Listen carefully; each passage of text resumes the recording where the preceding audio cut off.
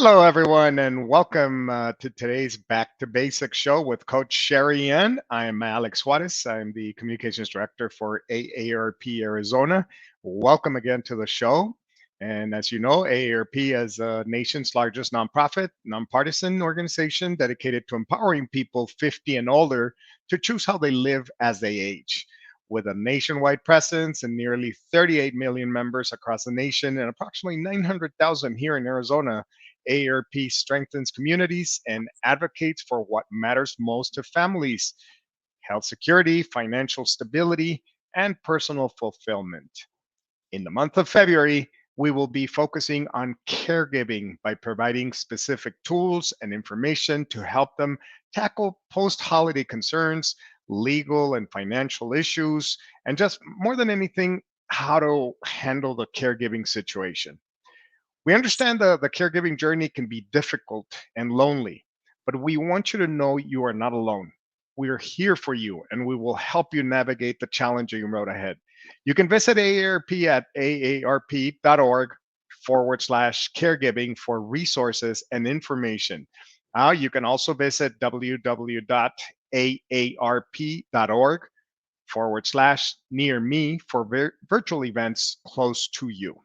So again, Coach Sherry Ann, welcome. It's great to see you again on this Tuesday, and we're ready for a great topic since it's Caregiving Month. We are talking about long-term care, how to handle it, some difficult conversations sometimes. So you're going to give us some tips, and we're going to have some resources to share as well. How are you, Coach Sherry Ann? I'm good, thank you. Happy February. You made it through the first month of 2022. So Yes. it's good. It's good. But yeah, having that conversation, actually just even starting that conversation of long-term care is Mhm. very, very challenging. In fact, they say it's the most costly and the most important conversation that we are not having. They've polled people, and 90% of people will say that they know that they need to have that conversation, Mhm. but there's only about 25 to 27% that are actually doing so. Right. So Interesting. there's some tips today just to help get that conversation rolling. Because the first thing I want to impress upon you is it's an ongoing conversation. Mhm. It's never, nothing is ever set in concrete, until it's done.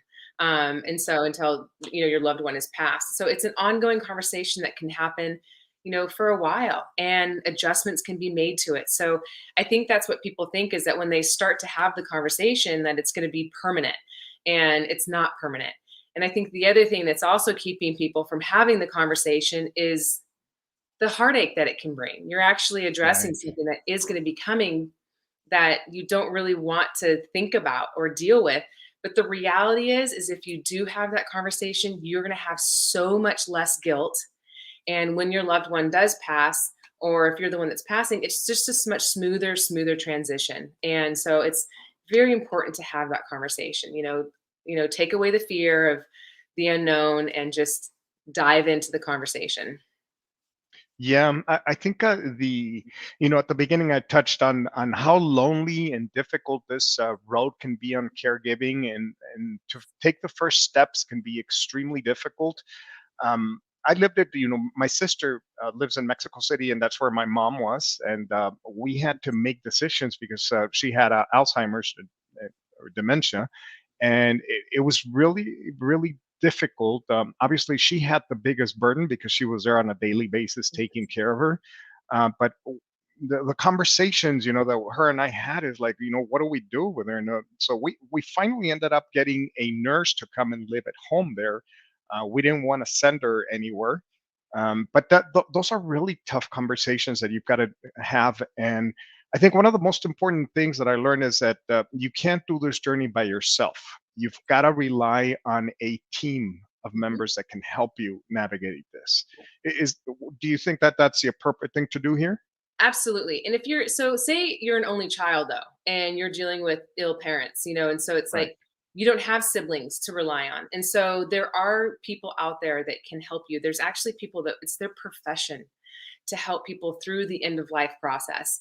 So there's people out there and resources to have. So if you find yourself being alone, definitely reach out. And AARP is a great resource to look into.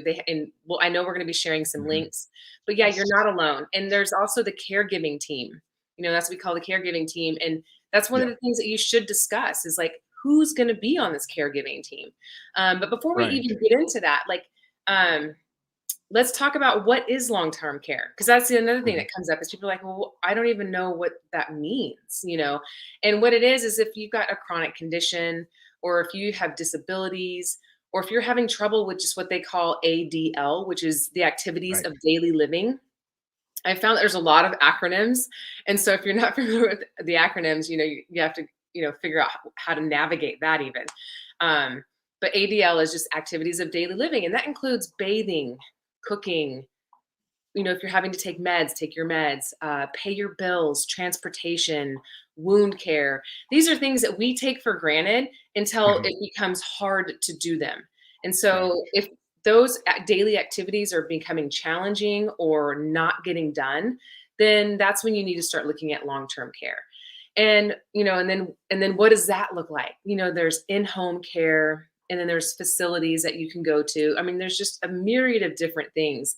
And here in Arizona, we really do try to take care of, especially because with AARP, try to take care of the elderly, because they tend to get neglected. Elderly do, because Right. sometimes, and it's lonely for the elderly too, because if you're in a situation where your family isn't there to help you and you're on this journey by yourself, then what do you do?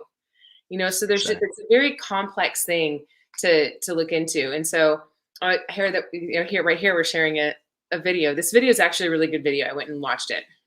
Yes, we created this video in December of last year, and it pertains, to Arizona, of what's happening here in Arizona. But it basically, can work anywhere in the nation, because I think every single state struggles with long-term care, both on the advocacy side and also on the family issues that take place, and how to prepare for long-term care.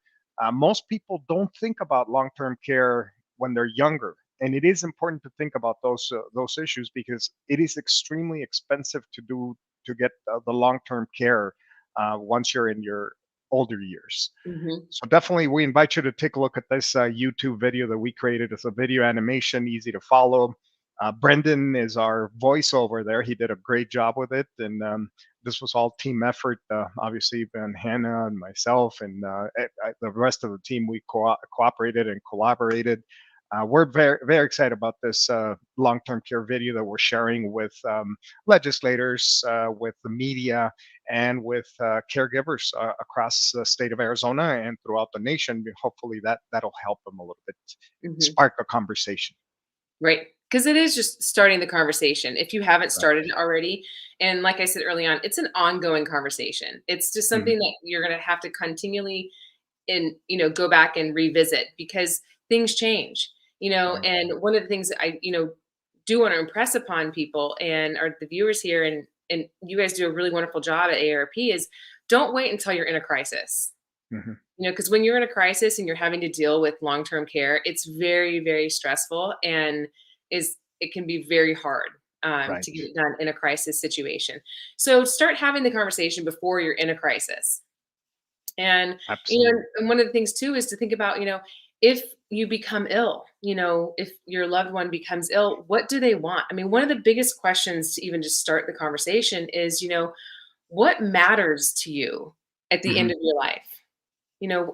What's most important? And and sometimes, if you're the one that's going to be generating this conversation, you can just easily say to your loved one, hey, look, something's been weighing on my heart, and I Right. really want to just sit down and talk with you about it. And then you can just start it like that, and then with your loved one, you can ask the question of, like, when we continue this conversation, who do you want to be? Who should join this conversation? you know Exactly. and is it just family, or is it family and your medical care team, depending upon what your needs are? Because if you're Mhm. facing, like with you did, with a mother that has Alzheimer's, you're going to need to have the medical care be part of that conversation, because you don't really know what you're facing, Right. and Yeah, that's true. until you've done that journey. And my grandmother, I watched her have Alzheimer's, and it was heartbreaking. And I didn't realize how hard it was going to be on my dad.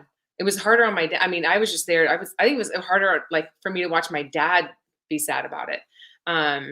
Because it's a different, you just don't know what to expect. And everybody, experiences it a little differently. Um, everyone, yeah. yeah. So it depends on, if you have chronic conditions, you're probably going to Right. have someone, in a medical care and part of the medical care team, a nurse, be part of Absolutely. that conversation, Hmm. just to help give you some insight as to what you could be facing.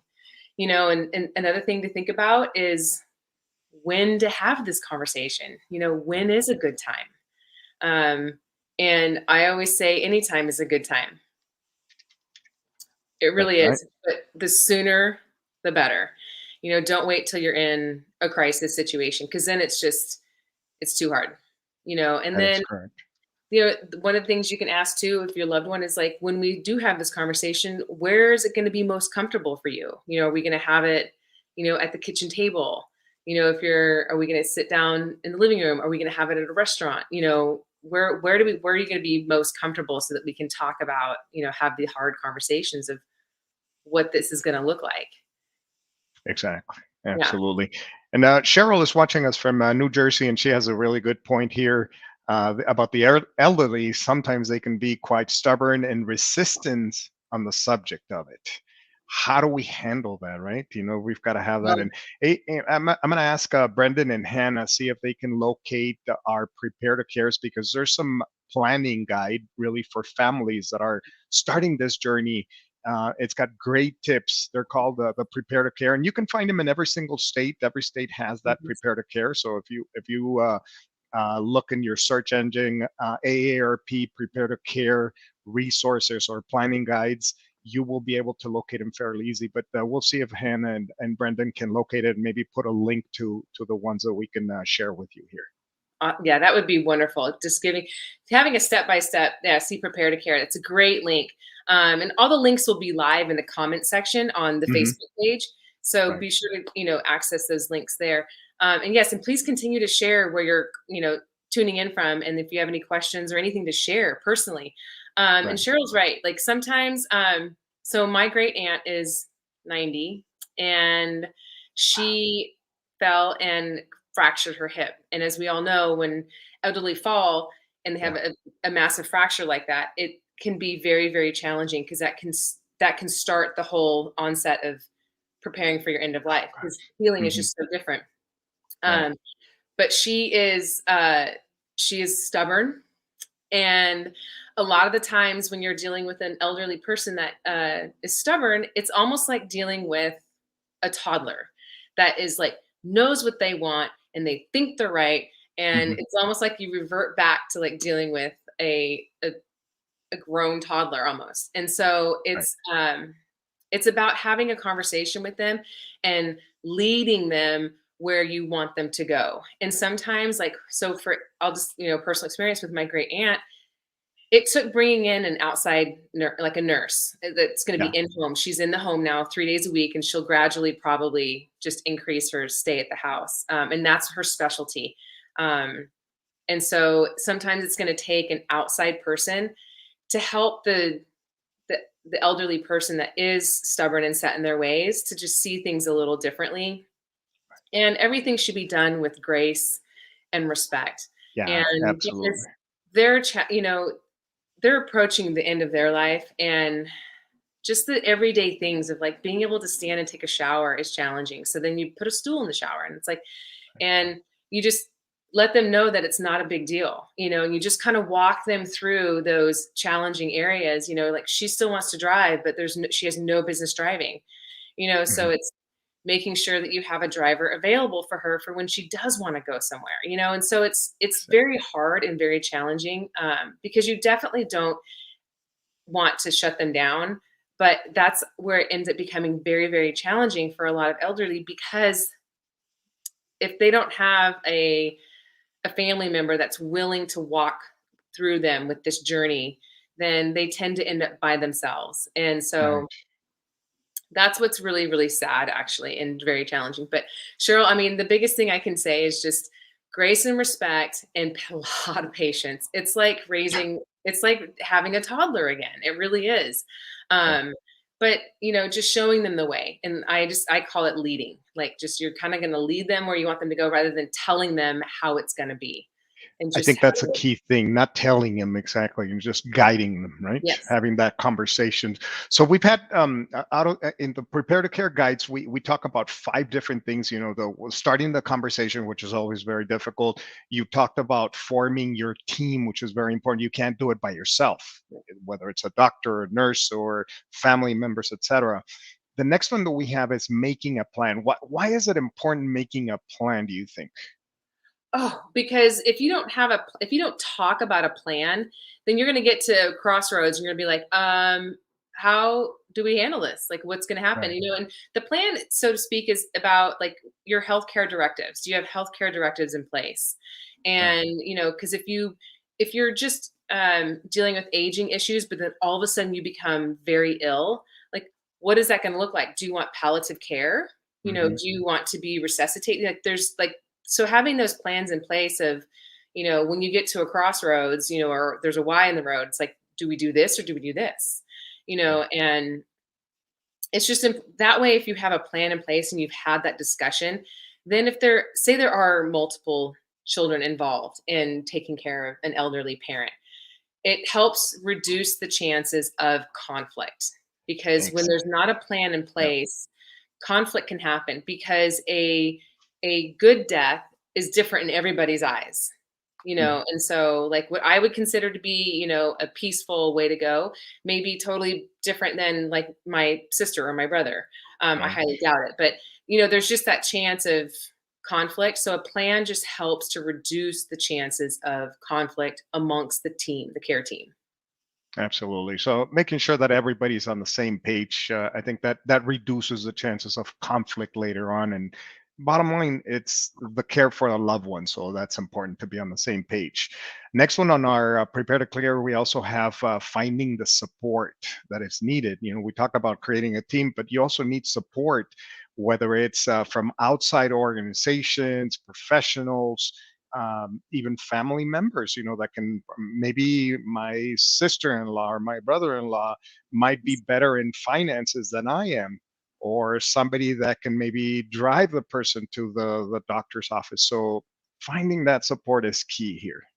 Oh, 100%. I mean, because it does take a team because Right. otherwise it's like, for instance, like when my grandmother had Alzheimer's and then my grandfather shortly thereafter was requiring a lot of care because she pretty much took care of him because he was a World Mhm. War II vet, and he had a lot of disabilities. So then it became my dad actually pretty much almost quit working because taking care of his parents, my grandparents, took so much time and effort and finances. Right. And it was like, so it's if you don't have a team in place, and he did it pretty much solo. And I mean, with the support of like, I would go and help if he had to leave town or he wanted to take a break, like I would step in and take care of my grandfather.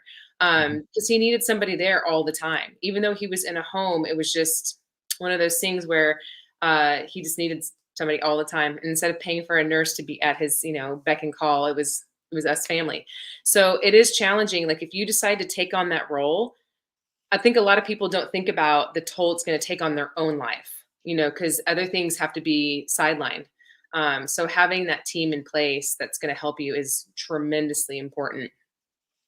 Tremendously Absolutely. important. And And then, so the last tip that I saw in the prepare to care is something that we probably all forget to do when we're taking care of a loved one is caring for yourself. mhm, As family caregivers, I think it's really easy to forget about your own needs. mhm. And I think it's extremely important because if something happens to the person, to you taking care of a loved one, then what happens next? That is so very true. In fact, I think you guys also put out an article about resolutions for caregivers, to make Yes. sure that you Hmm. are taking care of yourself because it's so easy to not take care of yourself because you're pouring Hmm. yourself into a loved one. But you've got to, because yeah, if you're not taking care of yourself, then and something happens to you, then your loved one is going to be, you know, struggling because they're not going to have you.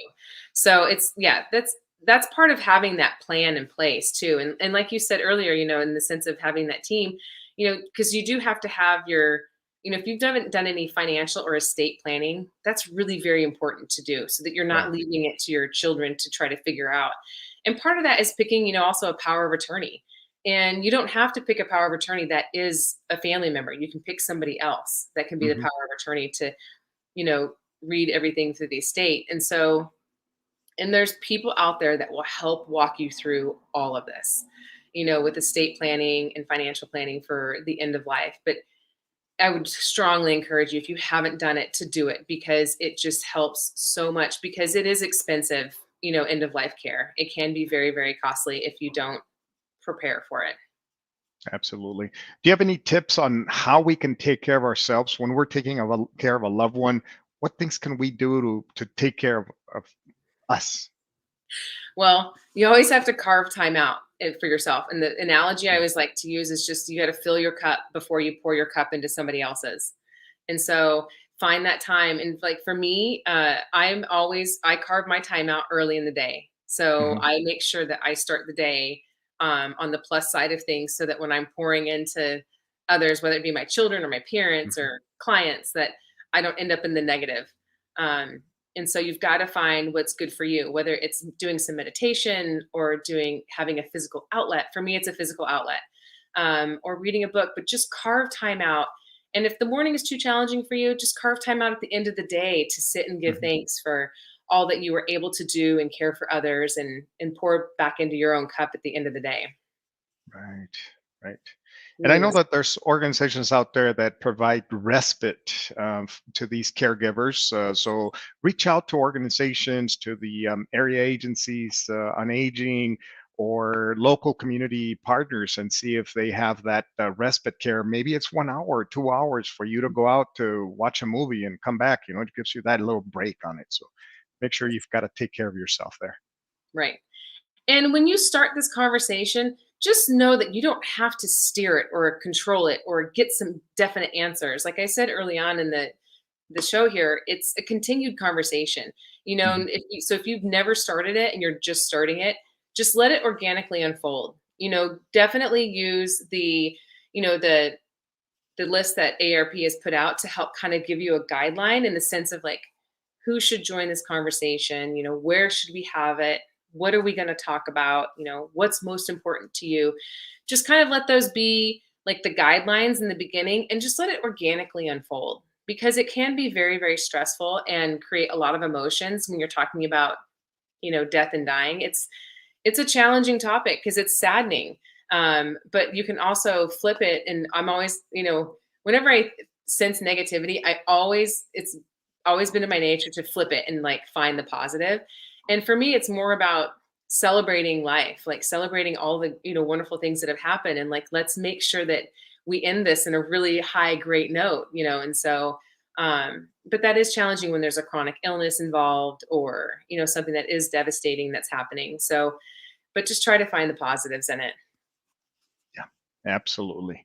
So, just a reminder, we'd like to hear and see where you guys are watching us from. Please type in and see where you're following us, and what maybe your status is with caregiving. Are you taking care of someone, or have you done that in the past? And I think what one thing to keep in mind here is not uh, if you're a caregiver now, but when you will become a caregiver, because I think everybody will become a caregiver eventually, whether it's for a child or a parent, a loved one. We're all caregivers, or will become caregivers.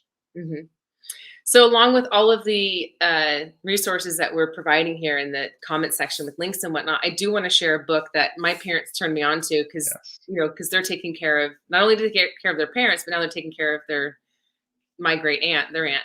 Um, but so it's Being Mortal. So he is a Mm. surgeon that's written quite a few books, but this book is a wonderful tool. Um, it's Medicine and What Matters at the End, and one of the titles of I think it's like the seventh chapter, is The Hard Conversations. So this is a really great resource. It's been very helpful to my parents, and I've kind of been reading it a little bit too. I made my parents promise that they would not be stubborn, and that we can, have the conversations about it, because it's challenging. But if you think about, you're just trying to make the transition be as smooth as possible and as pleasant as possible, and in making sure that your loved one is comfortable, because I think that's the biggest thing, is we want to leave being happy and comfortable, and Yeah, so start that absolutely. conversation. I want to commend the a comment that Glenda has for us there, and it says, "I'm a planner. I just want to make sure." So that's wonderful. Glad you are a planner and you're preparing. So thank you for pointing that out.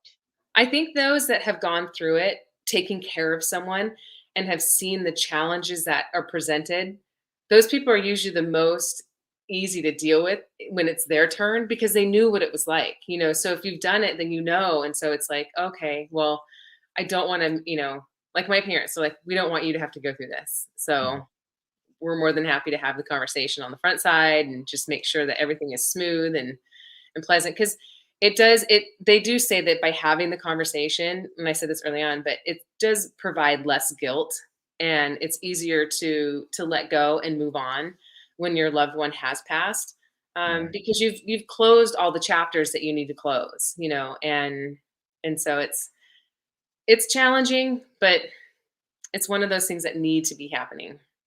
Absolutely. Just wanted to point out that many of our the prepare to care information and many of the resources that we provide here at AARP, we have them in other languages as well. We have them in Spanish, we have them in Mandarin, I believe. So we have other languages that you can access. So if you have a loved one or a family member that doesn't speak the language, they are available there as well. Mhm. So that's great. Um, any other tips, Coach Sherry Ann? No, I think the last thing that I'll just mention really quick is, elderly care homes. There's so many different kinds, and that video Mhm. actually covers a lot of it in the sense of like what would be a good fit. And I think that's another challenging, unknown for people when they are embarking upon this journey. They're like, what is a nursing home? Like there's different levels of, nursing homes, elderly Right. care homes. And so, there's a lot of, resources out there. Definitely use them because it can be challenging to pick like, is this the right kind of care for my loved one? And so those answers can all be found. Don't be afraid to ask the questions that you need to ask. Like, is this where my loved one needs to be? If you're gonna be putting them in an elderly care home, because there's a lot of Right. great facilities where you can, put your elderly loved one, and they're just there for the social component because they need to remain social to have the best end of life for themselves. And so being in a care home and not being home isolated sometimes is just the best thing, is just putting them in a care home so they can have some socialization because they can't, their They need transportation that. is taken away from Mhm. them, Yeah. and so there's homes that are just super basic too that can just give your loved one what they need as far as just their basic needs being met. Mhm. Um, and that way you can still be involved in loving them and being there for them, but the facility will help take care of just their basic needs. And so there's so many different levels of care. Um, but just dive in and just ask the questions. As usual, always great information, Coach Sherry Ann. So next, in 2 weeks, we are going to be talking about healthy aging. Any Yes. just a brief thing? What you're going to be covering on that? Just how to end your life, and not end your life, we're just talking about ending your life right now, but just as you're aging, how to have fun with it and how to have healthy aging. Because I think that, for a lot of people, as they're aging, they tend to be fearful to continue to do the things that they love to do, and they start to close off their world. And that's not what we want to do. We want to keep it wide open. And so Mhm. just how to age in a very healthy manner and live your fullest life, all the way to the end. That is wonderful. Excellent. So again, on Tuesday, February 15th, healthy aging. So please join us again in 2 weeks. We hope you have a wonderful week. Coach Sherry Ann, thank you. Any parting words? No, thank you so much. Enjoy the next 2 weeks. I look forward to seeing you. Thank you so much again, everybody, for joining us, watching us from all over the states. Thank you so much and have a wonderful rest of the week.